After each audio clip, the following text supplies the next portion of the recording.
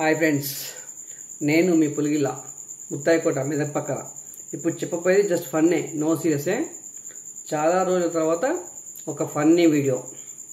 మేము చిన్నగా ఉన్నప్పుడు మా ఊళ్ళో రోజుకో గల్లీలో కొట్లాటలు అయ్యేవి. అప్పుడు చాలా చిన్నగా ఉండేవాళ్ళం కనుక భయపడుతూ దూరంగా ఉండి ఆ కొట్లాటల్ని చూసేవాళ్ళం. ఆ కొట్లాటలు ఎట్లా ఉంటుండే అంటే, ఒకడు అంటుండే, అరే కొడకా ఏమనుకుంటున్నారో నా గురించి, నేను దలుచుకుంటే అంటే నిన్ను కింద మీద వండబెట్టి రెండుగా ఈరి ఆ దూరణానికి ఈ దూరణానికి కడతా అంటుండే.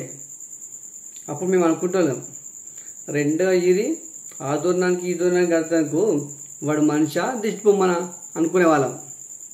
ఇంకోవాడు అంటుండే, అరే కొడక నేను దలుచుకుంటే అంటే నీ ఇంటి మీద ఒక్క కూన పెంక కూడా ఉండకపోవాలి బిడ్డ అంటుండే.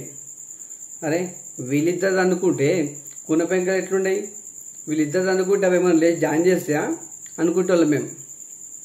ఇంకొకడైతే, అరే కొడక నేను దలుచుకుంటానంటే నీ బొక్కకు నీళ్ళు పోస్తా కొడక అంటుండే.